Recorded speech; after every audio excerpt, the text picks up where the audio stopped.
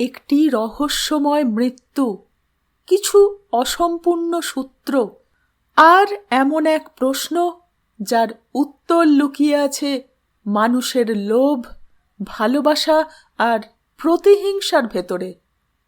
শরদিন্দু বন্দ্যোপাধ্যায়ের বেনি সংহার শুধু একটি গোয়েন্দা গল্প নয়, এটি মানুষের মনস্তত্ত্ব আর অপরাধের জটিল সম্পর্কের এক অনবদ্য গল্প। আজ চলুন এই রহস্যের গভীরে প্রবেশ করি। নমস্কার, শাশ্বতী সিনহা টক্সে আপনাদের সবাইকে স্বাগত। আজ নতুন একটি গল্প শুরু করতে চলেছি। আজ বেছে নিয়েছি শরদিন্দু বন্দ্যোপাধ্যায়ের বেনি সংহার। দুটি পর্বে গল্পটি শেষ করব। আজ প্রথম পর্ব শুরু করি। বেনি সংহার 1। সকালবেলা ব্যোমকেশ তার কেয়াতলার বাড়িতে চায়ের পেয়ালা এবং খবরের কাগজ নিয়ে বসেছিল। শীতের সকাল, বেলা আন্দাজ 8টা। অজিত ইতিমধ্যেই তাড়াতাড়ি চা খেয়ে বেরিয়ে গেছে। একজন প্রখ্যাত লেখকের বাড়িতে গিয়ে দেখা করতে হবে। লেখক মহাশয় একটি নতুন বই দেবেন প্রতিশ্রুত হয়েছেন, কিন্তু প্রখ্যাত লেখকদের অনেক উমেদার, বইটা আগে ভাগে হস্তগত করা দরকার। খবরের কাগজে বিজ্ঞাপনের পাতাগুলি শেষ করে ব্যোমকেশ চায়ের পেয়ালা তুলে নিল। পেয়ালার অবশিষ্ট চা ঠান্ডা হয়ে গেছে। সে এক চুমুকে পেয়ালা নিঃশেষ করে আবার কাগজ তুলে নিল। এবার খবর পড়তে হবে। আজকাল খবরের কাগজ পড়লেই বোঝা যায় পৃথিবীর অবস্থা প্রকৃতিস্থ নয়। ভূমিকম্প, জলোচ্ছ্বাস, অতিবৃষ্টি, অনাবৃষ্টি তো আছেই, তাছাড়া মানুষগুলোও যেন ক্ষেপে গেছে। যুদ্ধ, বিপ্লব, অন্তর্বিবাদ, ধর্মঘট, ঘেরাও, বোমা, কাঁদানে গ্যাস, লাঠালাঠি। পৃথিবীতে মানুষের সংখ্যা এত বেড়ে গেছে বলেই বোধহয় কারুর প্রাণে শান্তি নেই। যেখানে এত গাদাগাদি, ঠাসাঠাসি, সেখানে শান্তি কোথা থেকে আসবে? কাগজের পাতাও উল্টাতে হলো না। প্রথম পৃষ্ঠাতেই দেখা গেল এক ভয়াবহ হত্যাকাণ্ডের বিবরণ। পরশু রাত্রে খুন হয়েছে, কাল সকালে জানাজানি হয়, আজ কাগজে বেরিয়েছে। দক্ষিণ কলকাতার ঘটনা। ব্যোমকেশের বাড়ি থেকে বেশি দূর নয়, সদর রাস্তায় বেরিয়ে দক্ষিণে কিছু দূর গেলেই 3তলা প্রকাণ্ড বাড়িটা চোখে পড়ে। তার কপালের ওপর বড় বড় অক্ষরে লেখা বেনি মাধব। ব্যোমকেশ অনেকবার বাড়ির সামনে দিয়ে যাতায়াত করেছে, কিন্তু বাড়ির অধিবাসীদের সঙ্গে আলাপ ছিল না। কাগজ থেকে জানা গেল বাড়ির মালিক বৃদ্ধ বেনি মাধব চক্রবর্তী এবং তার দেহরক্ষীকে কেউ নৃশংসভাবে হত্যা করেছে। ব্যোমকেশ নিবিষ্ট মনে হত্যার বিবরণ পড়ল। তারপর অন্যমনস্কভাবে সিগারেট ধরালো। পরশু রাত্রে পাড়াতে এমন একটা লোমহর্ষক খুন হয়ে গেছে, অথচ সে খবর পায়নি। রাখাল এই এলাকার দারোগা, সে নিশ্চয় তদন্তের ভার নিয়েছে, কিন্তু ব্যোমকেশকে কিছু জানায়নি। হয়তো সোজাসুজি ব্যাপার, রহস্য বা জটিলতা কিছু নেই, তাই রাখাল আসেনি। আজকাল জটিল রহস্যও বড়ই দুর্লভ হয়ে পড়েছে। টেলিফোন বেজে উঠল। ব্যোমকেশ হাত বাড়িয়ে ফোন কানের কাছে ধরতেই ওপার থেকে আওয়াজ এলো, ব্যোমকেশ দা, আমি রাখাল, আজকের কাগজ পড়েছেন? ব্যোমকেশ বলল, পড়েছি। বেনি সংহার? কি বললেন? বেনি সংহার? ও হ্যাঁ হ্যাঁ, বেনি সংহারই বটে, তার সঙ্গে মেঘরাজ বধ। আমি অকুস্থল থেকে কথা বলছি। কি ব্যাপার? ব্যাপার একটু প্যাঁচালো ঠেকছে। কাল সকাল থেকে তদন্ত শুরু করেছি, এখনো কোনো হদিশ পাওয়া যাচ্ছে না। আপনি কি খুব ব্যস্ত আছেন? না। তাহলে একবারটি এদিকে আসবেন? আপনার বাড়ি থেকে বেশি দূর নয়, 5 মিনিটের রাস্তা। বাড়ির নাম বেনি মাধব। জানি। কখন আসছেন? অবিলম্বে। বেনি সংহার 2। বেনি মাধব চক্রবর্তী সরকারি সামরিক বিভাগে কন্ট্রাক্টরি কাজ করে বিপুল অর্থ উপার্জন করেছিলেন। দক্ষিণ কলকাতায় সদর রাস্তার ওপর তার প্রকাণ্ড 3তলা বাড়িটা সেই অর্থের যৎকিঞ্চিৎ নিদর্শন। বেণীমাধব সতর্ক বুদ্ধির মানুষ ছিলেন। দীর্ঘকাল ঠিকাদারি করার ফলে মনুষ্য জাতির সততায় তিনি বিশ্বাস হারিয়েছিলেন, কিন্তু সেজন্যে তার হৃদয় ধর্ম সংকুচিত হয়নি। সংসারের এবং সেই সঙ্গে নিজের দোষ ত্রুটি তিনি হাসি মুখে গ্রহণ করেছিলেন। বেণীমাধবের পোষ্য বেশি ছিল না। যৌবন উত্তীর্ণ হবার পরই তিনি বিপত্নিক হয়েছিলেন। পত্নী রেখে যান একটি পুত্র ও একটি কন্যা। তারা বড় হলে বেণীমাধব তাদের বিয়ে দিলেন। ছেলে অজয় হয়ে দাঁড়িয়েছিল একটি আস্ত অকর্মধারী। ব্যবসা বাণিজ্যের চেষ্টা করে বাপের কিছু টাকা নষ্ট করে পিতৃস্কন্ধে আরোহণ করেছিল। বেণীমাধব আর তাকে কাজে নিযুক্ত করবার চেষ্টা করেননি। তিনি বেশিরভাগ সময় বাইরে বাইরে থাকতেন। বাড়ির দ্বিতলে অজয় বাস করত তার স্ত্রী আরতি এবং পুত্র কন্যা মকরন্দ ও লাবণীকে নিয়ে। বেণীমাধব তার সংসারের খরচ দিতেন। মেয়ের বিয়ে বেণীমাধব ভালোই দিয়েছিলেন। জামাই গঙ্গাধরের পৈতৃক বিষয় সম্পত্তি ছিল, কিন্তু বড় মানুষ শ্বশুর পেয়ে তার মেজাজ চড়ে গেল। সে রেস খেলে যথাসর্বস্ব উড়িয়ে দিল। মেয়ে গায়ত্রী বাপের কাছে এসে কেঁদে পড়ল। বেণীমাধব মেয়ে, জামাই এবং দৌহিত্রী ঝিল্লিকে নিজের বাড়িতে তুললেন। ছেলেকে যেমন মাসোহারা দিচ্ছেন, মেয়ের জন্যেও তেমনি মাসোহারা বরাদ্দ হলো। বেণীমাধবের বাড়িটা 3তলা, আগেই বলেছি। তেতলায় মাত্র 3টি ঘর, বাকি জায়গায় বিস্তীর্ণ ছাদ। সেই তেতলাটা বেণীমাধব নিজের জন্য রেখেছিলেন। তিনি না থাকলে তেতলা তালাবন্ধ থাকত। দোতলায় 8টি ঘর, সামনে টানা বারান্দা। এই তলায় বেণীমাধব তার ছেলে অজয় ও মেয়ে গায়ত্রীকে পাশাপাশি থাকবার ব্যবস্থা করে দিয়েছিলেন। তাদের হাঁড়ি হেসেল অবশ্য আলাদা। দুই সংসারে মনের মিল ছিল না, কিন্তু প্রকাশ্যে ঝগড়া করবার সাহসও কারুর ছিল না। ছেলে মেয়ের প্রতি বেণীমাধবের স্নেহ ছিল, কিন্তু তিনি রাশভারী লোক ছিলেন, কড়া হতে জানতেন। নিচের তলায় প্রকাণ্ড একটা হলঘর, বিলিতি আসবাব দিয়ে ড্রয়িং রুমের মতো সাজানো। মাঝখানে নিচু গোল টেবিল, তাকে ঘিরে 2টো সোফা এবং গোটা কয়েক গদি মোড়া ভারী চেয়ার। তাছাড়া আরও কয়েকটি কেঠো চেয়ার দেয়ালের গায়ে সারি দিয়ে রাখা। কিন্তু ঘরটি বড় একটা ব্যবহার হয় না। কদাচিৎ কেউ দেখা করতে এলে অতিথিকে বসানো হয়। বাকি 5খানা ঘর আগন্তুক অভ্যাগতদের জন্য নির্দিষ্ট থাকলেও অধিকাংশ সময় তালাবন্ধ থাকত। কিন্তু বেশি দিন তালাবন্ধ রইল না। বেণীমাধবের 2 মামাতো ছোট বোন ছিল, বহুদিন মারা গেছে। তাদের 2 ছেলে, সনদ গাঙ্গুলি ও নিখিল হালদার, পরস্পর মাস্তুতো ভাই, কলকাতায় চাকরি করত। তাদের ভালো বাসা ছিল না, তাই বেণীমাধব তাদের নিজের বাড়িতে এনে রাখলেন। নিচের 2টি ঘর নিয়ে তারা রইল। দেখা যাচ্ছে বেণীমাধবের ছেলে মেয়ে, নাতি নাতনি এবং 2 ভাগ্নে মিলে 7 জন পোষ্য। বাড়িতে চাকর নেই। 2টো দাসী দিনের বেলা কাজ করে দিয়ে সন্ধ্যের সময় চলে যায়। নিতান্তই বৈচিত্র্যহীন পরিবেশ। শালা ভগিনীপতির বয়স প্রায় সমান, 43-44, কিন্তু তাদের মধ্যে মানসিক ঘনিষ্ঠতা নেই। দুজনের আকৃতি প্রকৃতি দুরকম। অজয় সুশ্রী ও শৌখিন গোছের মানুষ। গিলে করা ধুতি পাঞ্জাবি ও পালিশ করা পাম্প শু ছাড়া সে ঘর থেকে বার হয় না। রোজ সকালে গড়িয়াহাটে বাজার করতে যাওয়াতে তার ঘোর আপত্তি। অধিকাংশ দিন তার স্ত্রী আরতিই বাজারে যায়। অজয় সন্ধ্যের পর ক্লাবে যায়। শখের থিয়েটারের প্রতি তার গাঢ় অনুরাগ। অভিনয় ভালোই লাগে। ক্লাবটা শখের থিয়েটারেরই ক্লাব।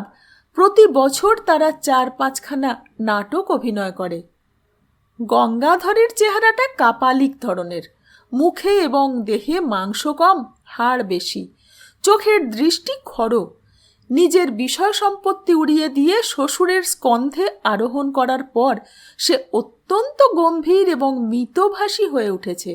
সারা দিন বাড়ি থেকে বেরোয় না, সন্ধ্যের পর লাঠি হাতে নিয়ে বেড়াতে বেরোয়। ঘণ্টা দেড়েক পর যখন ফিরে আসে তখন তার মুখ থেকে ভুরভুর করে মদের গন্ধ বের হয়। ননদ ভাজের মধ্যে প্রকাশ্যত সদ্ভাব ছিল, যাওয়া আসা গল্পগুজবও চলত, কিন্তু সুবিধে পেলে কেউ কাউকে চিমটি কাটতে ছাড়ত না। গায়ত্রী হয়তো পাশের ফ্ল্যাটে গিয়ে বলল, বৌদি আজ কি রান্না বান্না করলে? আরতি রান্নার ফর্দ দিয়ে বলতো, তুমি কি রাঁধলে ভাই? গায়ত্রী বলল, রান্নার হলো কই, ভাতের ফ্যান গেলে মাংস চড়াতে গিয়ে দেখি গরম মশলা নেই। জানো তো তোমার নন্দাই শাক ভাত খেতে পারেন না, ওর মাছ না হলেও চলে, কিন্তু রোজ মাংস চাই। তাই খোঁজ নিতে এলুম তোমার ভাঁড়ারে গরম মশলা আছে কিনা, নইলে আবার ঝিকে বাজারে পাঠাতে হবে। আরতি বলল, আছে বই কি, এই যে দিচ্ছি। গরম মশলা এনে দিয়ে আরতি হাসি হাসি মুখে বলল, নন্দাই মাংস ভালোবাসেন তাতে দোষ নেই, কিন্তু ভাই ও জিনিসটা না খেলেই পারেন। গায়ত্রীর দৃষ্টি অমনি কড়া হয়ে উঠল। কোন জিনিস? আরতি ভালো মানুষের মতো মুখ করে বলল, তোমার দাদা বলছিলেন সেদিন সন্ধ্যের পর নন্দাইয়ের মুখোমুখি দেখা হয়েছিল, তার নন্দাইয়ের মুখ থেকে ভক করে মদের গন্ধ বেরুলো। নন্দাইয়ের বোধহয় পুরনো অভ্যেস, ছাড়তে পারেন না, কিন্তু কথাটা যদি বাবার কানে ওঠে। গায়ত্রীর কঠিন দৃষ্টি কুটিল হয়ে উঠল। সে মুখে একটা বাঁকা হাসি টেনে এনে বলল, বাবার কানে যদি কথা ওঠে তাহলে তোমরাই তুলবে বৌদি, কিন্তু সেটা কি ভালো হবে? তোমার মেয়ের জন্য নাচের মাস্টার রেখেছ, তাতে দোষ নেই, কিন্তু লাবণী রাত দুপুর পর্যন্ত মাস্টারের সঙ্গে সিনেমা দেখে বাড়ি ফেরে, সেটা কি ভালো? লাবণী কচি খুকি নয়, যদি একটা কেলেঙ্কারি করে বসে তাতে কি বাবা খুশি হবেন? গায়ত্রী আঁচল ঘুরিয়ে চলে গেল। শেয়ানে শেয়ানে কোলাকুলি। লাবণী মেয়েটি দেখতে ভালো, ছিপছিপে লম্বা গড়ন, নাচের উপযোগী চেহারা, একটু চপল প্রকৃতি। লেখাপড়া স্কুলের সীমানা পার হবার আগেই শেষ হয়েছে। নৃত্যকলার প্রতি তার দুরন্ত অনুরাগ। অজয় মেয়ের মনের প্রবণতা দেখে তার জন্যে নাচের মাস্টার রেখেছিল। মাস্টারটি বয়সে নতুন, সম্পন্ন ঘরের ছেলে, নাম পরাগ লাহা। হপ্তায় দুদিন লাবণীকে নাচ শেখাতে আসত। বাপ মায়ের চোখের সামনে লাবণী নাচের মহলা দিত। কদাচিৎ পরাগ বলতো, একটা নাচ গানের বিলিতি ছবি এসেছে, দুটো টিকিট কিনেছি রাত্রির শোতে, লাবণীকে নিয়ে যাব, ছবিটা দেখলে ও অনেক শিখতে পারবে। গোড়ার দিকে আরতি রাজি হতো না। পরাগ বলতো, থাক, আমি অন্য কোনো ছাত্রীকে নিয়ে যাব। ক্রমে আপত্তি শিথিল হয়ে আসে। লাবণী পরাগের সঙ্গে ছবি দেখতে যায়। দুপুর রাত্রে পরাগ লাবণীকে বাড়ি পৌঁছে দেয়। কাল ধর্মে সবই গা সওয়া হয়ে যায়। লাবণীর দাদা মকরন্দ কলেজে পড়ে, কিন্তু পড়া নামমাত্র, কলেজে নাম লেখানো আছে এই পর্যন্ত। তার মনের দিগন্ত জুড়ে আছে রাজনৈতিক দলাদলি, দলগত প্রয়োজনে যদি কলেজে যাওয়া প্রয়োজন হয় তবেই কলেজে যায়। তার চেহারা ভালো, কিন্তু মুখে চোখে একটা উগ্র ক্ষুধিত অসন্তোষ। সে বাড়িতে বেশি থাকে না, বাড়ির সঙ্গে কেবল খাওয়া আর শোয়ার সম্পর্ক। মাঝে মাঝে আরতির সংসার খরচের টাকা অদৃশ্য হয়। আরতি বুঝতে পারে কে টাকা নিয়েছে, কিন্তু অশান্তির ভয়ে চুপ করে থাকে। মকরন্দ তার থিয়েটার বিলাসী বাপকে বিদ্বেষ করে। অজয়ও ছেলের চালচলন পছন্দ করে না। দুজনে পরস্পরকে এড়িয়ে চলে। মকরন্দ যেন তার বাপ মায়ের সংসারে অবাঞ্ছিত অতিথি। পাশের ফ্ল্যাটে সংসার ছোট, কেবল একটি মেয়ে, ঝিল্লি। ঝিল্লি লাবণীর সমবয়সী, লাবণীর মতো সুন্দরী নয়, কিন্তু পড়াশোনায় ভালো। চাপা প্রকৃতির মেয়ে, কলেজে ভর্তি হয়েছে, নিয়মিত কলেজে যায়, লেখাপড়া করে, অবসর পেলে মাকে সংসারের কাজে সাহায্য করে। তার শান্ত মুখ দেখে মনের খবর পাওয়া যায় না। এই গেল দোতলার মোটামুটি খবর। নিচের তলার দুটি ঘরে সনত আর নিখিল থাকে। সনতের বয়স 30-এর উপর, নিখিলের 30-এর নিচে। চেহারার দিক থেকে দুজনকেই সুপুরুষ বলা চলে, কিন্তু চরিত্র সম্পূর্ণ আলাদা। সনত সংবৃতচিত্ত ও মিতবাক, বিবেচনা না করে কথা বলে না। নিখিলের মুখে খই ফোটে, সে চটুল ও রঙ্গপ্রিয়। দুজনেই সাংবাদিকের কাজ করে। সনত প্রেস ফটোগ্রাফার, নিখিল খবরের কাগজের সংবাদ সম্পাদন বিভাগে নিম্নতর নিউজ এডিটরের কাজ করে। সে নিশাচর প্রাণী। দেবতা ঘুমালে আমাদের দিন, দেবতা জাগিলে আমাদের রাতি। ঋষ্যশৃঙ্গকে যারা প্রলুব্ধ করেছিল তাদেরই সমগোত্রীয়। এরা কেউ বিয়ে করেনি। নিখিলের বিয়ে না করার কারণ, সে যা উপার্জন করে তাতে সংসার চলে না। কিন্তু সনতের সেরকম কোনো কারণ নেই। সে ভালো উপার্জন করে। মাতুল গৃহে তার বাস করার কারণ অর্থাভাব নয়, ভালো বাসার অভাব। তার বিবাহে অরুচির মূল অনুসন্ধান করতে হলে তার একটি গোপনীয় অ্যালবামের স্মরণ নিতে হয়। অ্যালবামে অনেকগুলি কুহকিনী যুবতীর সরস ফটো আছে। ফটোগুলি দেখে সন্দেহ করা যেতে পারে যে সনত অবিবাহিত হলেও ব্রহ্মচারী নয়। কিন্তু সে অত্যন্ত সাবধানী লোক। সে যদি বিবাহের বদলে মধুকর বৃত্তি অবলম্বন করে থাকে তাহলে তা সকলের অজান্তে। এই 7টি মানুষ বাড়ির স্থায়ী বাসিন্দা। বেণীমাধব 9 মাসে 6 মাসে আসেন, 2 দিন থেকে আবার দিল্লি চলে যান। দিল্লি তার কর্মক্ষেত্রের কেন্দ্রবিন্দু। হঠাৎ 67 বছর বয়সে বেণীমাধবের স্বাস্থ্যভঙ্গ হল। তার শরীর বেশ ভালোই ছিল, অসম্ভব পরিশ্রম করতে পারতেন, কিন্তু তার প্রিয় ভৃত্য এবং দীর্ঘদিনের অনুচর রামভজনের মৃত্যুর পর তিনি আর বেশি দিন খাড়া থাকতে পারলেন না। 3 মাসের মধ্যে তিনি ব্যবসা গুটিয়ে ফেললেন। তার টাকার দরকার ছিল না। বৃদ্ধ বয়স পর্যন্ত কাজের ঝোঁকেই কাজ করে যাচ্ছিলেন। এখন দিল্লির অফিস তুলে দিয়ে তিনি কলকাতায় ফিরে এলেন। সঙ্গে এলো নতুন চাকর মেঘরাজ। রামভজনের মৃত্যুর পর বেণীমাধব মেঘরাজকে খাস চাকর রেখেছিলেন। মেঘরাজ ভারতীয় সেনাদলের একজন সিপাহী ছিল। চীন ভারত যুদ্ধে আহত হয়ে তার একটা পা হাঁটু পর্যন্ত কাটা যায়। ভারতীয় সেনা বিভাগের পক্ষ থেকে তাকে কৃত্রিম পা দেওয়া হয়েছিল এবং সামান্য পেনশন দিয়ে বিদায় করা হয়েছিল। সে বেণীমাধবের দিল্লির অফিসে দারোয়ানের কাজ পেয়ে গ্রাসাচ্ছাদনের ব্যবস্থা করেছিল। রামভজনের মৃত্যুর পর বেণীমাধব তাকে খাস চাকরের কাজ দিলেন। মেঘরাজ অত্যন্ত বিশ্বাসী এবং কড়া প্রকৃতির মানুষ। সে বেণীমাধবের একক সংসারের সমস্ত কাজ নিজের হাতে তুলে নিল। তার দাড়ি কামানো থেকে জুতো বুরুষ পর্যন্ত সব কাজ করে। তার বয়স আন্দাজ 40, বলিষ্ঠ চেহারা, কৃত্রিম পায়ের জন্য একটু খুঁড়িয়ে চলে। যা হোক, বেণীমাধব এসে কলকাতার বাড়িতে অধিষ্ঠিত হলেন। তেতলার অংশে নিত্য ব্যবহারের সব ব্যবস্থাই ছিল, কেবল ফ্রিজ আর টেলিফোন ছিল না। 2-4 দিনের মধ্যে ফ্রিজ এবং টেলিফোনের সংযোগ স্থাপিত হলো। ইতিমধ্যে মেয়ে গায়ত্রী এসে আবদার ধরেছিল, বাবা, এবার আমি তোমার খাবার ব্যবস্থা করব। আগে তুমি যখনই আসতে দাদার কাছে খেতে, আমরা কি কেউ নই? বেণীমাধব বলেছিলেন, আমি তো একলা নই, মেঘরাজ আছে। মেঘরাজ বুঝি নতুন চাকরের নাম?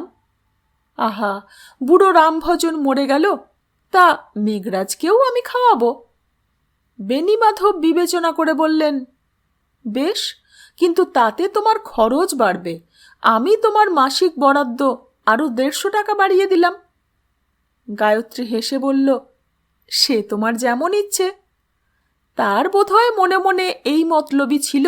সে মাসে 750 টাকা পেত, এখন 900 টাকায় দাঁড়ালো। কলকাতায় এসেই বেণীমাধব তার পুরনো বন্ধু ডাক্তার অবিনাশ সেনকে ডেকে পাঠিয়েছিলেন। ডাক্তার অবিনাশ সেন নামকরা ডাক্তার, বয়সে বেণীমাধবের চেয়ে কয়েক বছরের ছোট। তিনি একদিন বেণীমাধবকে নিজের ক্লিনিকে নিয়ে গিয়ে পুঙ্খানুপুঙ্খরূপে স্বাস্থ্য পরীক্ষা করলেন। এক্স রে, ইসিজি প্রভৃতি যান্ত্রিক পরীক্ষা হলো। তারপর ডাক্তার সেন বললেন, দেখুন, আপনার শরীরে সিরিয়াস কোনো ব্যাধি নেই। যা হয়েছে তা হলো বার্ধক্যের স্বাভাবিক সর্বাঙ্গীন অবক্ষয়। আমি আপনাকে ওষুধ বিশুধ কিছু দেব না, কেবল শরীরের গ্রন্থিগুলোকে তাজা রাখবার জন্যে মাসে একটা করে ইঞ্জেকশন দেব। আসলে আপনি বয়সের তুলনায় বড় বেশি পরিশ্রম করেছিলেন। এখন থেকে পরিপূর্ণ বিশ্রাম, বই পড়ুন, রেডিও শুনুন, রোজ বিকেলে একটু বেড়ান, এখনো অনেক দিন বাঁচবেন। বেণীমাধব ইঞ্জেকশন নিয়ে সানন্দে বাড়ি ফিরে এলেন। তারপর দিন কাটতে লাগলো। গায়ত্রী নিজের হাতে থালা সাজিয়ে এনে বাপকে খাইয়ে যায়। অন্য সকলে আসা যাওয়া করে। মকরন্দ বড় একটা আসে না, এলেও 2 মিনিট থেকে চলে যায়। নাতনিরা থাকে, বেণীমাধবের সঙ্গে গল্প করে। ঝিল্লি পড়াশোনায় ভালো জেনে বৃদ্ধ সুখী হন। লাবণী নাচ শিখছে শুনেও তিনি অপ্রীত হন না। তিনি বয়সে প্রবীণ হলেও প্রাচীনপন্থী নন। সব মেয়েই যখন নাচছে, তখন তার নাতনি নাচবে না কেন? দিন 20-25 কাটবার পর হঠাৎ একদিন বেণীমাধবের শরীর খারাপ হলো। উদরাময়, পেটের যন্ত্রণা। ডাক্তার সেন এলেন, পরীক্ষা করে বললেন, খাওয়ার অত্যাচার হয়েছে, খাওয়া সম্বন্ধে ধরা বাঁধার মধ্যে থাকতে হবে। বাড়ির সকলেই উপস্থিত ছিল। গায়ত্রী শুকনো মুখে বলল, কিন্তু ডাক্তারবাবু, আমি তো বাবাকে এমন কিছু খেতে দিইনি যাতে ওর শরীর খারাপ হতে পারে। ডাক্তার কোনো কথা বললেন না। ওষুধের প্রেসক্রিপশন ও পথ্যের নির্দেশ দিয়ে উঠে দাঁড়ালেন। কেমন থাকেন আমি টেলিফোন করে খবর নেব। ডাক্তার চলে যাবার পর বেণীমাধব আরতির পানে চেয়ে বললেন, বৌমা, আমার পথ্য তৈরি করার ভার তোমার ওপর রইল। আরতি বিজয়োল্লাস চেপে বলল, হ্যাঁ বাবা। 3-4 দিনের মধ্যে বেণীমাধব সেরে উঠলেন। তার পেট ধাতস্থ হল। পথ্য ছেড়ে তিনি স্বাভাবিক খাদ্য খেতে লাগলেন। আরতি তার জন্যে রান্না করে চলল। কিন্তু বেণীমাধবের মন শান্ত নয়। চিরদিন নানা লোকের সঙ্গে নানা কাজে দিন কাটিয়েছেন। এখন তার জীবন বৈচিত্র্যহীন। সকালে মেঘরাজ তার দাড়ি কামিয়ে দেয়। তিনি স্নানাদি করে চা খেয়ে খবরের কাগজ নিয়ে বসেন।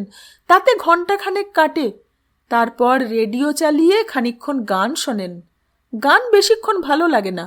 রেডিও বন্ধ করে বই এবং সাময়িক পত্রিকার পাতা ওল্টান।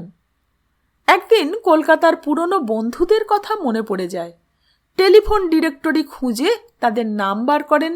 টেলিফোন করে কাউকে পান না, কাউকে পান। কিছুক্ষণ পুরনো কালের গল্প হয়। 11টার পর আরতি ভাতের থালা নিয়ে আসে। আহারের পর তিনি ঘণ্টাখানেক বিছানায় শুয়ে দিবানিদ্রায় কাটান। বিকেলবেলা ঝিল্লি কিংবা লাবণী আসে। তাদের সঙ্গে খানিক গল্প করেন। লাবণীকে বলেন, কেমন নাচতে শিখেছিস দেখা। লাবণী বলে, আমি এখনো ভালো শিখিনি দাদু, ভালো শিখলে তোমাকে দেখাবো। বেণীমাধব বললেন, তোর মাস্টার ভালো শেখাতে পারে? লাবণী গদগদ হয়ে বলল, খুব ভালো শেখাতে পারেন, এত ভালো যে। লজ্জা পেয়ে সে অর্ধপথে থেমে যায়। বেণীমাধব প্রশ্ন করলেন, কত বয়স মাস্টারের? তা কি জানি, হবে 26-27। যাই, মা ডাকছে। লাবণী তাড়াতাড়ি চলে যায়। সূর্যাস্তের পর বেণীমাধব খোলা ছাদে অনেকক্ষণ পায়চারি করেন। ইচ্ছে হয় রবীন্দ্র সরোবরে গিয়ে লোকজনের মধ্যে খানিক বেরিয়ে আসেন, কিন্তু 3 তলা সিঁড়ি ভাঙা তার পক্ষে কষ্টকর। তাই ছাদে বেরিয়েই তার ব্যায়াম সম্পন্ন হয়। রাত্রি 9টার সময় আহার সমাপন করে তিনি শয়ন করেন। এই তার দিনচর্যা। মেঘরাজ হামেহাল তার কাছে হাজির থাকে, কখনো ঘরের মধ্যে, কখনো দোরের বাইরে। তিনি শয়ন করলে মেঘরাজ নিচে গিয়ে আহার সেরে আসে। বেণীমাধবের দরজা ভেজিয়ে দিয়ে দরজার বাইরে আগড় হয়ে বিছানা পেতে শোয়। এইভাবে দিন কাটছে। একদিন এক অধ্যাপক বন্ধুকে টেলিফোন করে বেণীমাধবের মুখ গম্ভীর হল। টেলিফোন রেখে তিনি কিছুক্ষণ চিন্তা করলেন। তারপর মেঘরাজকে ডেকে বললেন, তুমি নিচে গিয়ে মকরন্দকে ডেকে আনো। কয়েক মিনিট পরে মকরন্দ এসে দাঁড়ালো। চাকরের মুখে তলব পেয়ে সে খুশি হয়নি। অপ্রসন্ন মুখে প্রশ্ন নিয়ে পিতামহের মুখের পানে চাইল। বেণীমাধব কিছুক্ষণ তার উস্কো খুস্কো চেহারার পানে তাকিয়ে রইলেন। তারপর জিজ্ঞেস করলেন, তুমি কলেজে ঢুকেছ, লেখাপড়া কেমন হচ্ছে? মকরন্দর মুখ ভ্রুকুটি গভীর হল। হচ্ছে একরকম। বেণীমাধব বললেন, শুনলাম তুমি ক্লাসে যাও না, দল পাকিয়ে পলিটিক্স করে বেড়াও, এ কথা সত্যি? উদ্ধত স্বরে মকরন্দ বলল, কে বলেছে?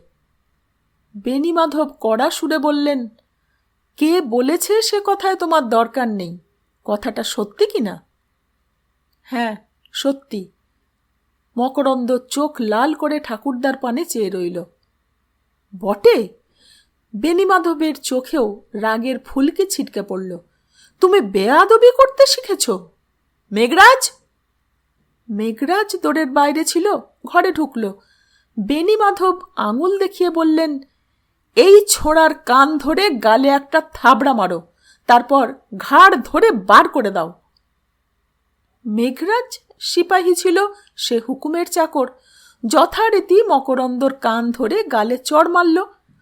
মকরন্দর মনে যতই ধৃষ্টতা থাক, মেঘরাজের সঙ্গে হাতাহাতি করবার সাহস বা দৈহিক শক্তি তার নেই। সে ধাক্কা খেতে খেতে ঘর থেকে বেরিয়ে গেল। কথাটার চাপা রইল না। অজয় আর আরতি ছুটে এসে বেণীমাধবের কাছে ক্ষমা চাইল। বেণীমাধব গম্ভীর হয়ে রইলেন। শেষে বললেন, বংশে একটা মাত্র ছেলে, সে বেল্লিক বেয়াদব হয়ে উঠেছে। দোষ তোমাদের, তোমরা ছেলে শাসন করতে জানো না। ব্যাপারটা আর বেশি দূর গড়ালো না। তারপর একদিন বিকেলবেলা সনত এলো মামার সঙ্গে দেখা করতে। সনত আর নিখিল মাঝে মাঝে এসে মামার কাছে বসে, সসম্ভ্রমে মামার কুশল প্রশ্ন করে চলে যায়। আজ সনত তার ক্যামেরা নিয়ে এসেছে। বলল, মামা, আপনার একটা ছবি তুলব। বেণীমাধব হেসে বললেন, আমি বুড়ো মানুষ, আমার ছবি তুলে কি হবে? সনত বলল, আমার অ্যালবামে রাখব। কিন্তু এখন আলো কমে গেছে, এ আলোতে ছবি তোলা যাবে? যাবে, আমি ফ্ল্যাশ বাল্ব এনেছি। বেশ, তোলো। বেণীমাধব একটি হেলান দেওয়া চেয়ারে বসলেন। সনত ছবি তোলার উপক্রম করছে, এমন সময় নিখিল এসে দাঁড়ালো। সনত এদিক ওদিক ঘুরে শেষে একটা বিশেষ দৃষ্টিকোণ থেকে ছবি তুলল। বাল্বটা একবার জ্বলে উঠেই নিভে গেল। নিখিল বলল, সনতদা, ছবি তৈরি হলে আমাকে একখানা দিও, আমি কাগজে ছাপব।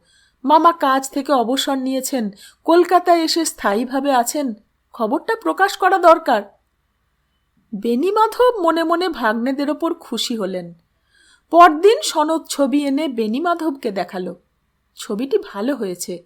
বেণীমাধবের জরাক্রান্ত মুখ শিল্পীর নৈপুণ্যে শান্ত কোমল ভাব ধারণ করেছে। সনত যে কৌশলী শিল্পী তাতে সন্দেহ নেই। বেণীমাধব বললেন, বেশ হয়েছে, এটাকে বাঁধিয়ে কোথাও টাঙিয়ে রাখলেই হবে। সনত বলল, আমি এনলার্জ করে ফ্রেমে বাঁধিয়ে এনে দেব। নিখিলকে এক কপি দিয়েছি, সে কাগজে ছাপবে। অতঃপর বেণীমাধবের কর্মহীন মন্থর দিনগুলি কাটছে। সনত বড় ছবি ফ্রেমে বাঁধিয়ে ঘরের দেয়ালে টাঙিয়ে দিয়ে গিয়েছে। কাগজে তার ছবি ও সংক্ষিপ্ত পরিচয় বেরিয়েছে। এরকম অবস্থায় বৃদ্ধ বয়সে মানুষ শান্তি ও স্বচ্ছন্দতা লাভ করে, কিন্তু বেণীমাধবের মনে শান্তি স্বাচ্ছন্দ্য আসছে না। ছেলে ও মেয়ের পরিবারের সঙ্গে একটানা সান্নিধ্য তিনি উপভোগ করতে পারছেন না। পারিবারিক জীবনের স্বাদ ভুলে গিয়ে যারা দীর্ঘকাল একলা পথে চলেছে তাদের বোধহয় এমনিই হয়। ওদিকে ছেলে এবং মেয়ের পরিবারেও সুখ নেই। গায়ত্রীর মেজাজ সর্বদাই তিরিক্ষি হয়ে থাকে। গঙ্গাধর সারাদিন বসে একা তাস খেলে, সলিটেয়ার খেলা। সন্ধ্যের সময় চুপি চুপি বেরিয়ে যায়, আবার বেশি রাত্রি হবার আগেই ফিরে আসে। অজয় ক্লাবে গিয়ে অনেক রাত্রি পর্যন্ত আড্ডা জমাতো কিংবা রিহার্সাল দিত। এটা ছিল তার জীবনের প্রধান বিলাস। এখন তাকে রাত্রি 9টার মধ্যে বাড়ি ফিরতে হয়, কারণ কর্তার হুকুম 9টার পর সদর দরজা খোলা থাকবে না। 9টার পর বাড়ি ফিরে দৌড় ঠেলাঠেলি করলে তেতলায় শব্দ যাবে, সেটা বাঞ্ছনীয় নয়। সকলেরই একটা চোখ এবং একটা কান তেতলার দিকে সতর্ক হয়ে থাকে। আরতি যদিও সর্বদাই শ্বশুরকে খুশি করবার চেষ্টা করছে, তবু নিশ্চিন্ত হতে পারছে না। নিশ্চিন্ত আছে কেবল দোতলায় 2টি মেয়ে, লাবণী আর ঝিল্লি, এবং নিচের তলায় সনত ও নিখিল। ঝিল্লি আর লাবণীর বয়স মাত্র 18। বিষয় বুদ্ধি এখনো পরিপক্ক হয়নি। সনত আর নিখিলের বেলায় পরিস্থিতি অন্যরকম। মামা তাদের বাড়িতে থাকতে দিয়েছেন বটে, কিন্তু তারা মামার কাছে অর্থপ্রত্যাশী নয়।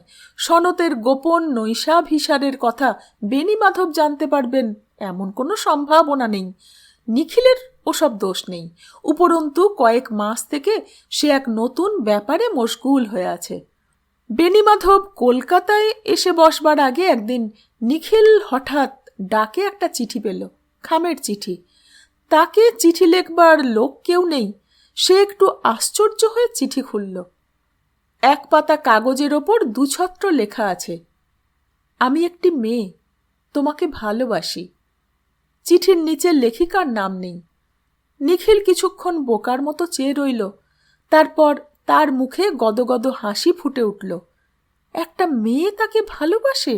বারে, ভারী মজা তো। কিন্তু কে মেয়েটা?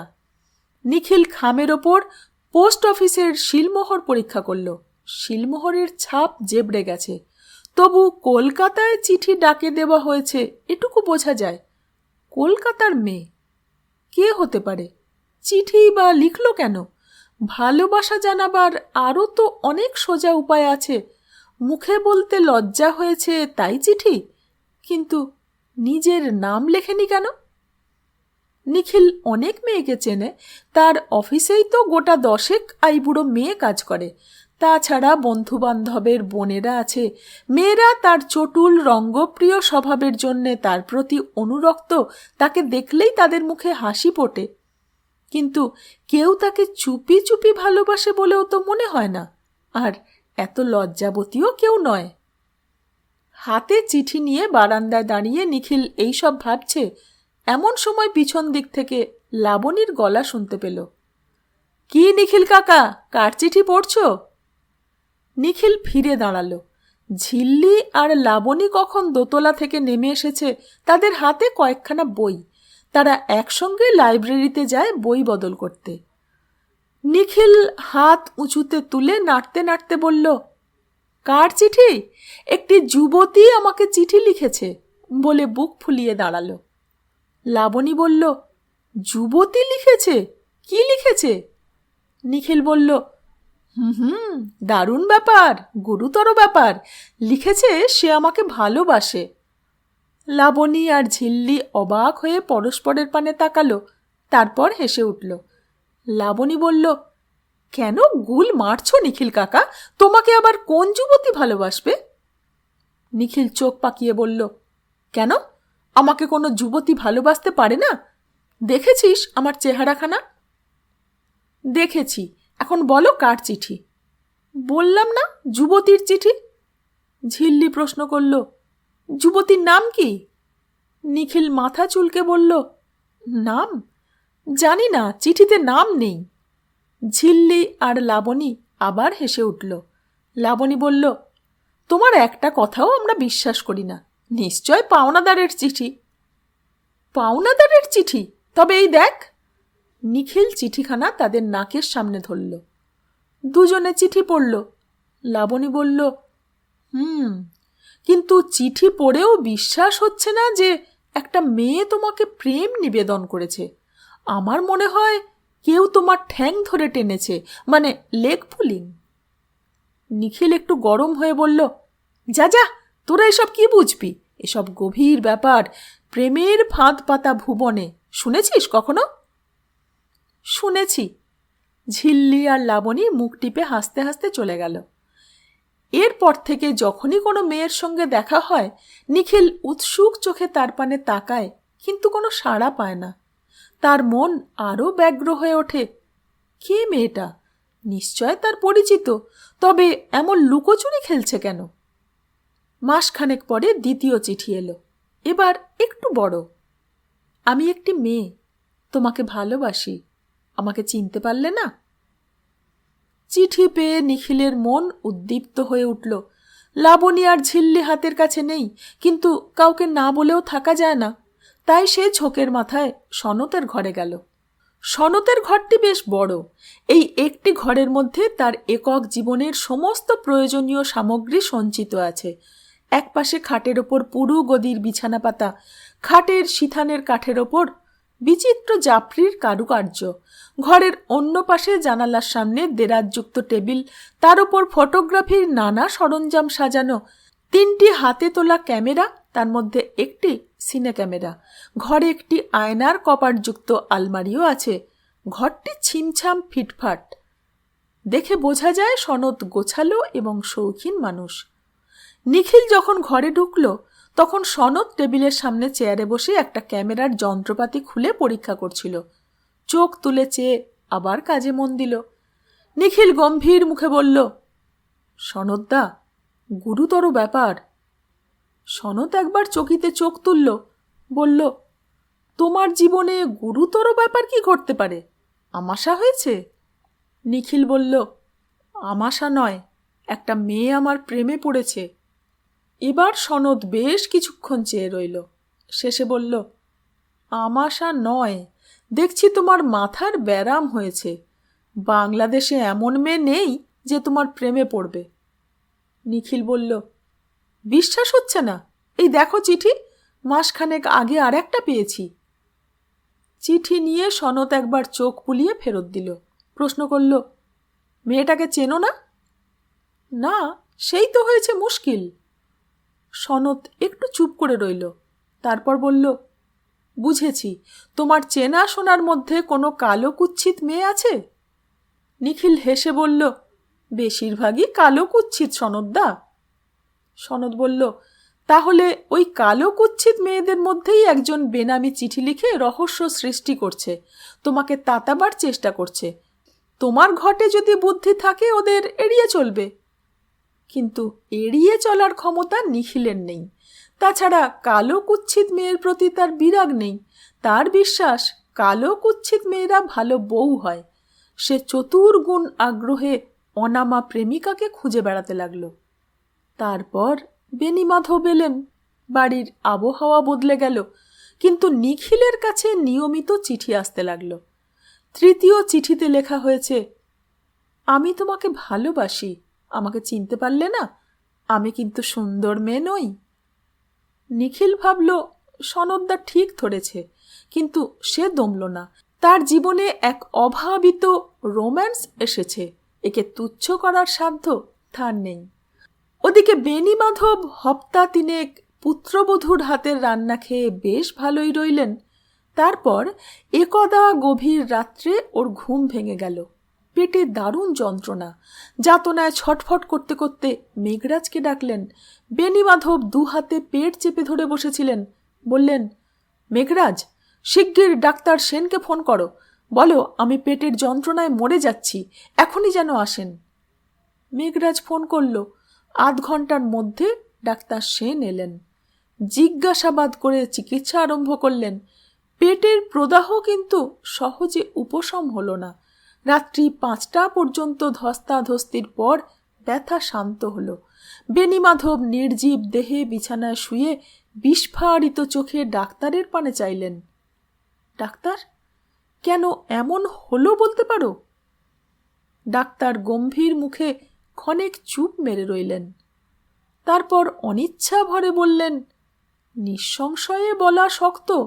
অ্যালার্জি হতে পারে, শুল ব্যথা হতে পারে, কিংবা কিংবা কিংবা বিষের ক্রিয়া। আমি বলি কি, আপনি কিছুদিন আমার নার্সিং হোমে থাকবেন, চলুন। চিকিৎসা পথ্য 2ই হবে। বেণীমাধবের কিন্তু নার্সিং হোমে বিশ্বাস নেই। তার ধারণা যারা একবার নার্সিং হোমে ঢুকেছে তারা আর ফিরে আসে না। তিনি যথাসম্ভব দৃঢ় স্বরে বললেন, না ডাক্তার, আমি বাড়িতেই থাকব। ডাক্তার উঠলেন। আচ্ছা, এখন চলি, যদি আবার কোনো গণ্ডগোল হয় তৎক্ষণাৎ খবর দেবেন। কাল আর পরশু স্রেফ দই খেয়ে থাকবেন। মেঘরাজ ডাক্তারের সঙ্গে নিচে পর্যন্ত গিয়ে সদর দরজা খুলে দিল। ডাক্তার চলে গেলেন। মেঘরাজ দরজা বন্ধ করে আবার ওপরে উঠে এলো। বাড়ির অন্য মানুষগুলো তখনও ঘুমোচ্ছে, ডাক্তারের আসা যাওয়া জানতে পারল না। বিছানায় শুয়ে বেনি মাধব তখন শূন্য দৃষ্টিতে চেয়ে চিন্তা করছিলেন। দুরূহ দুর্গম চিন্তা। পুত্রাদপি ধনভাজাং ভীতি। একবার নয়, দুবার এই ব্যাপার হলো। ছেলে আর মেয়ে অপেক্ষা করে আছে, আমি কবে মরব। আমি মরছি না দেখে অধীর হয়ে উঠেছে। কিন্তু ছেলে মেয়ে জামাই পুত্রবধূ এমন কাজ করতে পারে? কেন করবে না? সংসারের টাকাই খাঁটি জিনিস, আর যা কিছু সব ভুয়ো। ডাক্তারের মনেও সন্দেহ ঢুকেছে। সকাল 7টার সময় বেনিমাধব বিছানায় উঠে বসলেন। মেঘরাজ তার দাড়ি কামিয়ে দিল। তারপর তিনি তার হাতে টাকা দিয়ে বললেন, যাও বাজার থেকে দই কিনে নিয়ে এসো, 1 সের ভালো দই। টাকা নিয়ে মেঘরাজ চলে গেল। সে সৈনিক, হুকুম তামিল করে, কথা বলে না, তার মুখ দেখেও কিছু বোঝা যায় না। 7:30টার সময় আরতি এলো। তার সঙ্গে ঝি ট্রের ওপর চা ও প্রাতরাশ নিয়ে এসেছে। ঘরে ঢুকেই আরতি চমকে উঠল। বেনিমাধব বিছানায় বসে এক দৃষ্টে তার পানে চেয়ে আছেন। সে ক্ষীণ কণ্ঠে বলল, বাবা। বেনিমাধব ধীর স্বরে বললেন, বৌমা, খাবার ফিরিয়ে নিয়ে যাও। আজ থেকে আমার খাবার ব্যবস্থা আমি নিজেই করব। আরতির মুখে ভয়ের ছায়া পড়ল।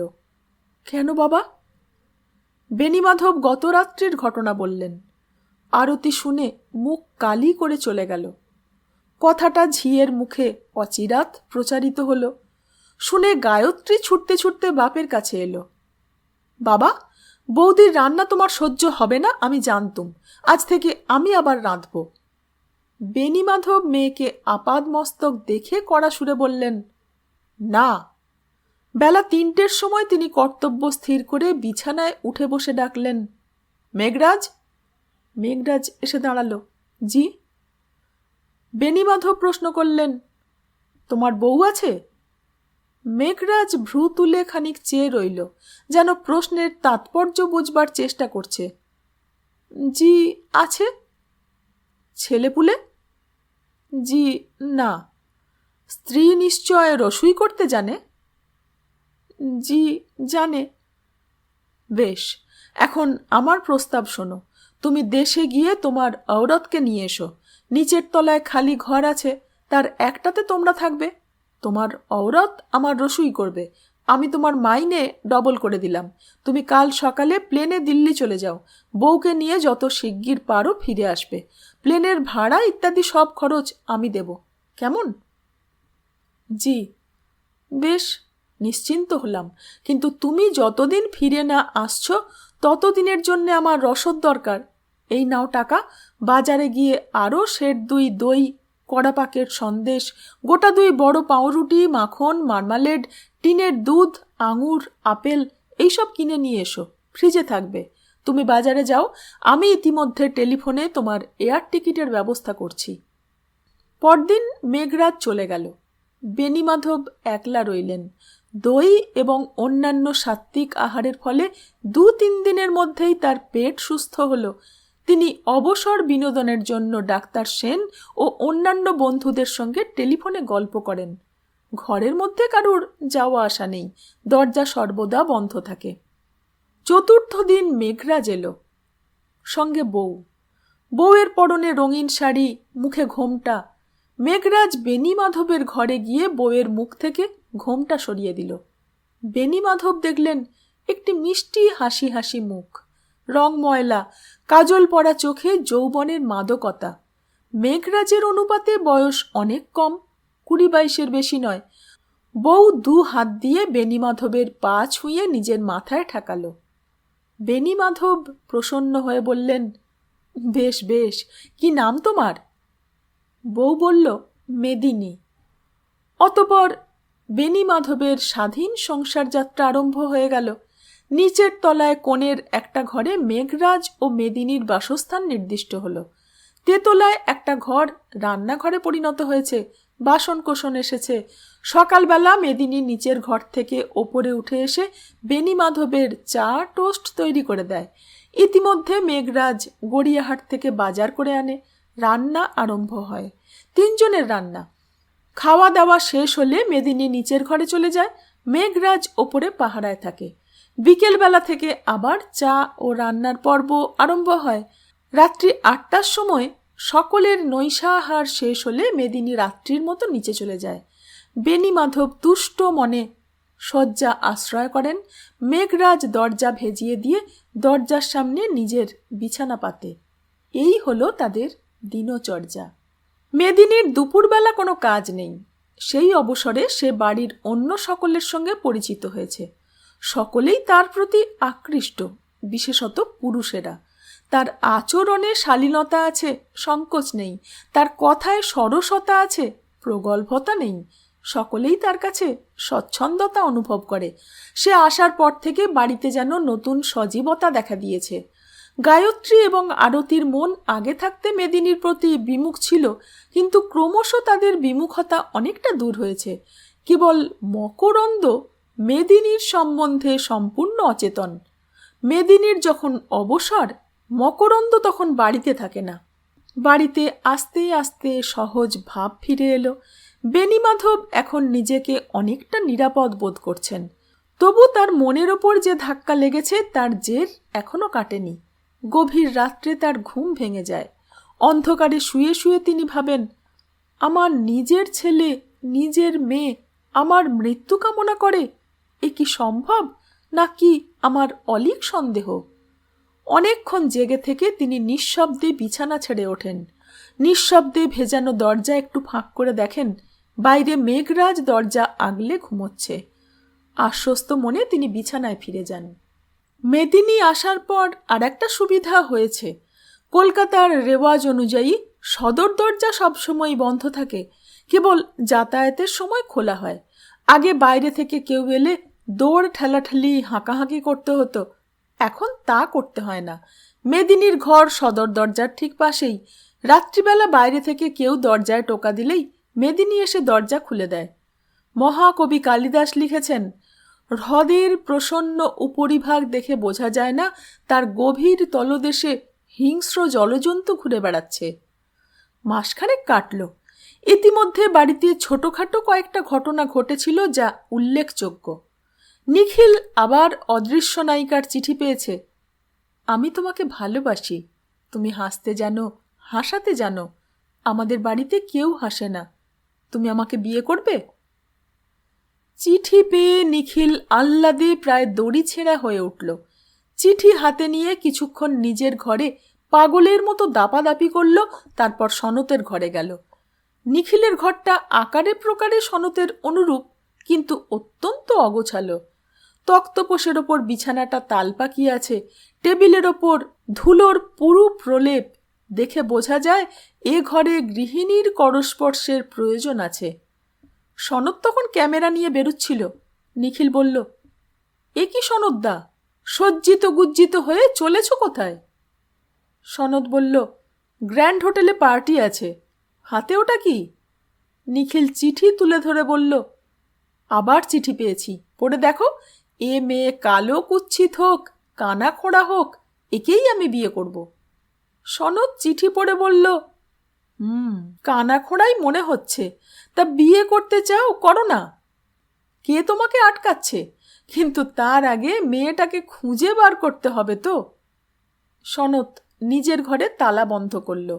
মেঘরাজের ঘরের সামনে দিয়ে যাবার সময় দেখল মেদিনী ঘরে রয়েছে। সনদ একবার দাঁড়িয়ে বলল, মেদিনী, আজ আমার ফিরতে দেরি হবে। একটা পার্টিতে ফটো তুলতে যাব, কখন ফিরবো ঠিক নেই। আমি দৌড়ে টোকা দিলে দৌড় খুলে দিও। মেদিনী নিজের দৌড়ের কাছে এসে দাঁড়িয়েছিল। সে এখন বাংলা ভাষা বেশ বুঝতে পারে, কিন্তু বলতে পারে না। চোখ নিচু করে সে নম্র স্বরে বলল, জি। সনদ বেরিয়ে যাওয়ার পর নিখিল মেদিনীর কাছে এসে দাঁড়ালো। বলল, মেদিনী, তুম জানতা হ্যায়, एक ठो लड़की हमको ভালোবাসা में गिर गया, हम उसके शादी करेगा। মেদিনীর চোখে কৌতুক নেচে উঠল। সে আঁচল দিয়ে হাসি চাপা দিতে দিতে দৌড় ভেজিয়ে দিল। মেদিনী আসার পর থেকে গঙ্গাধরের চিত্ত চঞ্চল হয়েছে। বয়সটা খারাপ, যৌবন বিদায় নেবার আগে মরণ কামড় দিয়ে যাচ্ছে। গঙ্গাধর যখন বিকেলবেলা বাইরে যায় তখন মেদিনীর দৌড়ের দিকে তাকাতে তাকাতে যায়। কদাচও মেদিনীর সঙ্গে চোখাচোখি হলে চোখ সরিয়ে নেয় না, এক দৃষ্টে চেয়ে থাকে। মেদিনী চৌকাঠে ঠেস দিয়ে চোখ নিচু করে তার দৃষ্টি প্রসাদ গ্রহণ করে। পুরুষের লুব্ধ দৃষ্টিতে সে অভ্যস্ত। অজয়ের ভাবভঙ্গি একটু অন্যরকম। সে যেন মেদিনীকে দেখে বাৎসল্য স্নেহ অনুভব করে, তার সঙ্গে পাটিচাটি গল্প করে, তার দেশের খবর নেয়। মেদিনী সরলভাবে কথা বলে, মনে মনে হাসে। মকরন্দ প্রথম দিকে কিছুদিন মেদিনীকে দেখেনি। একবার 3-4 দিন সে বাড়ি ফিরল না। জানা গেল পুলিশ ভ্যান লক্ষ্য করে ইট ছোড়ার জন্যে পুলিশে ধরে নিয়ে গেছে। চতুর্থ দিন সে মুক্তি পেয়ে রাত্রি 10:30টার সময় এসে বাড়ির সদর দরজায় ধাক্কা দিল। মেদিনী গিয়ে দৌড় খুলল। মকরন্দর চেহারা শুকনো, জামা ছেঁড়া, চুল উস্কো খুস্কো। সে তীব্র দৃষ্টিতে মেদিনীর পানে চেয়ে রুক্ষ স্বরে প্রশ্ন করল, তুমি কে? আমি মেদিনী। মেঘরাজের বউ। কুটিলভাবে মুখ বিকৃত করে সে মেদিনীকে আপাদ মস্তক দেখল, তারপর সিঁড়ি দিয়ে ওপরে চলে গেল। মেদিনী জানত মকরন্দকে। সে মুখ টিপে হেসে নিজের ঘরে ফিরে গেল। 3 মাস কেটে যাবার পরও যখন বেনি মাধবের পেটের আর কোনো গণ্ডগোল হলো না, তখন তিনি নিঃসংশয়ে বুঝলেন তার পেটের কোনো দোষ নেই, হজম করার শক্তি অক্ষুণ্ণ আছে। পুত্রবধূ এবং মেয়ের প্রতি তার সন্দেহ নিশ্চয়তায় পরিণত হল। তারপর একদা গভীর রাত্রে বিভীষিকাময় স্বপ্ন দেখে তার ঘুম ভেঙে গেল। কে যেন ছুরি দিয়ে পেঁচিয়ে পেঁচিয়ে তার গলা কাটছে। তারপর তিনি আর ঘুমোতে পারলেন না। বাকি রাত্রিটা চিন্তা করে কাটালেন, মৃত্যু ভয়ে জড়িত ঐহিক চিন্তা। পরদিন বেলা 10:30টার সময় তিনি তার সলিসিটারকে টেলিফোন করলেন। সুধাংশুবাবু, আমি উইল করতে চাই, বেশি নড়াচড়ার ক্ষমতা নেই, আপনি একবার আসবেন? বেনিমাধব পুরনো মক্কেল, মালদার লোক। সুধাংশুবাবু বললেন, বিকেলবেলা যাব। বিকেলবেলা সুধাংশুবাবু এলেন। দৌড় বন্ধ করে দুজনে প্রায় 1.5 ঘন্টা উইলের শর্তাদি আলোচনা করলেন। সুধাংশুবাবু অনেক নোট করলেন। শেষে বললেন, পরশু আমি উইল তৈরি করে নিয়ে আসব, আপনি উইল পড়ে দস্তখত করে দেবেন, 2 জন সাক্ষীও আমি সঙ্গে আনব। সন্ধ্যের পর সনৎ আর নিখিল বেনিমাধবের কাছে এসে বসল। কুশল প্রশ্ন করল। মেদিনী পাশের ঘরে রান্না করছিল। বেনিমাধব ভাগ্নেদের চা ও আলু ভাজা খাওয়ালেন। ওরা চলে যাবার পর বেনিমাধব মেঘরাজকে ডেকে বললেন, দোতলা থেকে সকলকে ডেকে নিয়ে এসো। দোতলায় মকরন্দ ছাড়া আর সকলেই ছিল। সমন পেয়ে ছুটে এলো। ঝিল্লি আর লাবণীও এলো। বেনিমাধব খাটের ধারে বসেছিলেন। 2 নাতনিকে ডেকে নিজের 2 পাশে বসালেন। তারপর ছেলে, বউ, মেয়ে, জামাইয়ের পানে চেয়ে গম্ভীর গলায় বললেন, আমি উইল করতে দিয়েছি। উইলের ব্যবস্থা আগে থাকতে তোমাদের জানিয়ে দিতে চাই। সকলে সশঙ্ক মুখে চেয়ে রইল। বেনিমাধব ধীরে ধীরে বলতে লাগলেন, আমার মৃত্যুর পর আমার নগদ সম্পত্তি তোমরা হাতে পাবে না। অ্যানুইটির ব্যবস্থা করেছি। তোমরা এখন যেমন মাসোহারা পাচ্ছ তেমনি পাবে। কোনো অবস্থাতেই যাতে তোমাদের অর্থকষ্ট না হয় সেদিকে দৃষ্টি রেখে মাসোহারার টাকার অঙ্ক ধার্য করেছি। বাড়িটা যতদিন তোমরা বেঁচে থাকবে ততদিন সমান ভাগ করে ভোগ করবে, বিক্রি করতে পারবে না। 4 জনে মুখ অন্ধকার করে দাঁড়িয়ে রইল। বেনিমাধব 2 নাতনির কাঁধে হাত রেখে বললেন, ঝিল্লি আর লাবণীর জন্যে আমি আগে থেকেই মেয়াদি বীমা করে রেখেছি। 21 বছর বয়স পূর্ণ হলে ওরা প্রত্যেকে 50,000 টাকা পাবে। তাছাড়া আমি ঠিক করেছি ওদের বিয়ে দিয়ে যাব। তোমাদের মেয়ের বিয়ের ভাবনা ভাবতে হবে না। লাবণীর জন্য একটি ভালো পাত্র আছে, ছেলেটি মিলিটারিতে লেফটেন্যান্ট। ঝিল্লির জন্যে মনের মতো পাত্র এখনো পাইনি, পেলেই একসঙ্গে 2 জনের বিয়ে দেব। তার মুখে একটু প্রসন্নতার ভাব এসেছিল, আবার তা মুছে গেল। তিনি ভ্রুকুটি করে বললেন, মকরন্দকেও আলাদা 50,000 টাকা দিয়ে যাব ভেবেছিলাম, কিন্তু সে বড় অসভ্য বেয়াদব হয়ে দাঁড়িয়েছে, তাকে কিছু দেব না। বেণীমাধব চুপ করলেন। তার শ্রোতারাও চুপ করে রইল, কারুর মুখে কথা নেই। শেষে গঙ্গাধর একটু কেশে অস্পষ্টভাবে বলল, আপনার সম্পত্তি আপনি যেমন ইচ্ছে ব্যবস্থা করুন, আমাদের বলবার কিছু নেই। তবে টাকার দর আজ একরকম, কাল একরকম। গায়ত্রী স্বামীর কথায় বাধা দিয়ে ভারী গলায় বলল, বাবা, তুমি যা দেবে তাই মাথা পেতে নেব। উইল কি সই হয়ে গেছে? বেণীমাধব কারুর দিকে তাকালেন না, অন্যদিকে মুখ ফিরিয়ে বললেন, উকিলকে উইল তৈরি করতে দিয়েছি, কাল পরশু সই দস্তখত হবে। হ্যাঁ, একটা শর্তের কথা তোমাদের বলা হয়নি। উইলের শর্ত থাকবে, যদি আমার অপঘাত মৃত্যু হয় তাহলে তোমরা কেউ আমার 1 পয়সা পাবে না, সব সম্পত্তি পাবে কলকাতা বিশ্ববিদ্যালয়। এই কথা শুনে সকলে কিছুক্ষণ স্তম্ভিত হয়ে রইল, তারপর আস্তে আস্তে ঘর থেকে বেরিয়ে গেল। রাত্রি হল। যথা সময়ে বেণীমাধব নৈশাহার সম্পন্ন করে শয্যা নিলেন। মেঘরাজ ও মেদিনী পাশের ঘরে খাওয়া দাওয়া করল। মেঘরাজ সামনের দরজা ভেজিয়ে দরজা আগলে বিছানা পাতল। মেদিনী নিজের ঘরে গেল। ওদিকে দোতলায় থমথমে ভাব।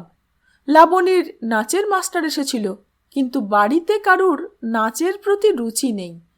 পরাগ আর লাবণী আড়ালে কথা বলল, তারপর চুপি চুপি নিঃশব্দে সিনেমা দেখতে চলে গেল। কেউ তাদের যাওয়া লক্ষ্য করল কিনা সন্দেহ। নিখিল সন্ধ্যের পরই কাজে চলে গিয়েছিল। সে নিশাচর মানুষ, সারা রাত কাজ করে, সকালবেলা ফিরে আসে। রাত্রি আন্দাজ 9টার সময় সনৎ ক্যামেরা নিয়ে বেরোল। মেদিনীর দোরের সামনে দাঁড়িয়ে বলল, মেদিনী, আমি বর্ধমানে যাচ্ছি। কাল সকালে সেখানে একটা নাচ গানের মজলিস আছে। কাল বিকেলের দিকে কোনো সময় ফিরব। আমার জন্যে আজ রাত্রে তোমাকে দোর খুলতে হবে না, বলে একটু হাসল। মেদিনী ক্ষণকাল তার চোখে চোখ রেখে বলল, জি। সনৎ চলে গেল। প্রায় সঙ্গে সঙ্গে বাইরে থেকে মকরন্দ এলো। মেদিনীকে কড়া সুরে বলল, দোর বন্ধ করে দাও। রাত্রে কেউ যদি বাইরে থেকে এসে আমার খোঁজ করে, বলবে আমি বাড়ি নেই। উত্তরের অপেক্ষা না করে সে ওপরে চলে গেল। মেদিনী সদর দরজায় খিল লাগাল। তারপর বাড়ির ওপর রাত্রির রহস্যময় জবনিকা নেমে এলো। পরদিন ভোরবেলা মেদিনী সদর দরজা খুলতে গিয়ে দেখল কবাট ভেজানো আছে, কিন্তু খিল খোলা। সে ভুরু কুঁচকে একটু ভাবল, তারপর কবাট একটু ফাঁক করল। বাইরে নিখিলকে দেখা গেল। সে কাজ শেষ করে ফিরছে। মেদিনীর সঙ্গে চোখাচোখি হতেই সে হেসে বলল, তোমারা কাম শুরু হুয়া, হামারা কাম শেষ হুয়া, এবার খুব ঘুমায়গা। নিখিল নিজের ঘরে চলে গেল। মেদিনী দরজা ফাঁক করে রাখল, কারণ দোতলায় ঝি কাজ করতে আসবে। তারপর সে কর্তার চা তৈরি করবার জন্যে সিঁড়ি ভেঙে তেতলায় চলল। মিনিট খানেক কাটতে না কাটতে 3 তলা থেকে স্ত্রী কণ্ঠের তীব্র আর্তনাদ এলো। তারপর ধপ করে শব্দ। নিখিল তার ঘরে গায়ের জামা খুলে গেঞ্জি খোলবার উপক্রম করছিল। তীব্র চিৎকার শুনে সেই অবস্থাতেই ওপরে ছুটল। দোতলা থেকেও সকলে বেরিয়ে এসেছিল। সকলে প্রায় একসঙ্গে তেতলায় গিয়ে পৌঁছল। তারপর বেণীমাধবের দোরের সামনে ভয়াবহ দৃশ্য দেখে থমকে দাঁড়িয়ে পড়ল। মেঘরাজ বিছানার উপর ঊর্ধ্বমুখে পড়ে আছে। তার গলা এদিক থেকে ওদিক পর্যন্ত কাটা। বালিশ এবং বিছানার ওপর পুরু হয়ে রক্ত জমেছে। মেদিনী তার পায়ের দিকে অজ্ঞান হয়ে লুটিয়ে পড়েছে। কিছুক্ষণ কারুর মুখ দিয়ে কথা সরল না। তারপর নিখিল চেঁচিয়ে উঠল, মামা, মামা বেঁচে আছেন তো? গায়ত্রী, আরতি এবং ঝিল্লি কেঁদে উঠল। অজয় এবং গঙ্গাধর মূর্তির মতো দাঁড়িয়ে রইল। কারুর যেন নড়বার শক্তি নেই। নিখিল তখন মেঘরাজকে ডিঙিয়ে বন্ধ দোরে ঠেলা দিল। দোর খুলে গেল। খোলা দৌড় দিয়ে দেখা গেল বেণীমাধব খাটের ওপর শুয়ে আছেন। তার গলার নিচে গাঢ় রক্তের চাপ জমা হয়ে আছে। মেঘরাজকে যেভাবে যে অস্ত্র দিয়ে গলা কাটা হয়েছে, বেনি মাধবকে ঠিক সেইভাবে সেই অস্ত্র দিয়ে হত্যা করা হয়েছে। কান্নার একটা কলরোল উঠল। নিখিল ক্ষণিকের জন্য জড়বৎ দাঁড়িয়ে থেকে ঘরের মধ্যে ছুটে গিয়ে টেলিফোন তুলে নিল। প্রথমে নিজের সংবাদপত্রের অফিসে ফোন করল, তারপর থানায়। আজ এই পর্যন্ত। এরপর কি হলো জানতে হলে শুনতে থাকুন শাশ্বতী সিনহা টক্স। সঙ্গে থাকবেন। ধন্যবাদ।